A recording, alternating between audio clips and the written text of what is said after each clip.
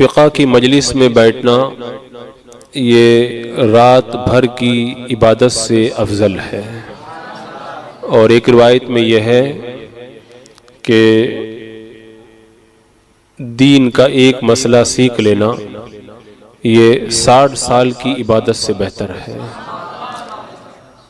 سننے میں تو یہ بات کچھ ایسا محسوس ہوتا ہے کہ اتنے کم وقت میں اتنی بڑی عبادت کا ثواب کیسے میسر آ جائے گا، لیکن نگاہ حقیقت بھی خوب اچھے طریقے سے اس بات کو محسوس کر سکتی ہے کہ مسائل مختلف طرح کے ہیں۔ کچھ وہ مسائل ہیں جو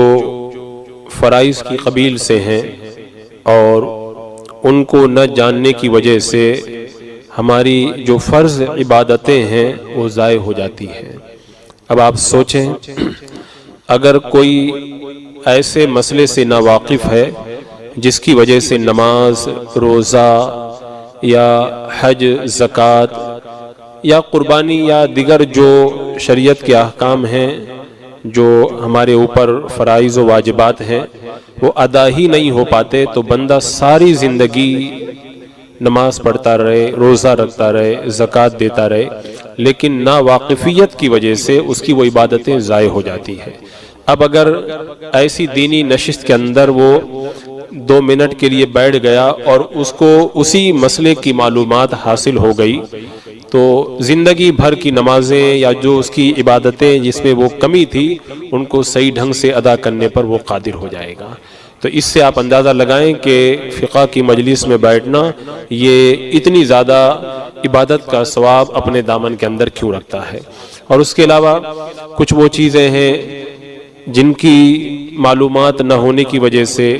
نماز مکروہ تحریمی ہو جاتی ہے، یا دیگر عبادتوں کے اندر ایسا ہی فرق پڑ جاتا ہے اور ایسی محفل میں آپ بیٹھ گئے، وہ مسئلہ آپ کو معلوم ہو گیا تو آپ کی عبادت صحیح ڈھنگ سے ادا ہو جائے گی۔ یہ تو میں مسائل کی بات کر رہا ہوں، اور اگر معاذ اللہ رب العالمین اگر وہ مسئلہ ایسا ہے جس کا تعلق عقیدے سے ہے اور اس کے اندر اگر کوتاہی ہو رہی ہے تو یہ بندے کے ایمان کو غارت کرنے والی چیز ہوگی، اور بندہ ایسی محفل میں بیٹھ کر کے جب اس مسئلے سے واقفیت حاصل کر لے گا تو اپنے ایمان کی حفاظت کا سامان کر سکے گا۔ جیسے مثال کے طور پر آپ یہ سمجھ لیں کہ وہابیہ دیابنا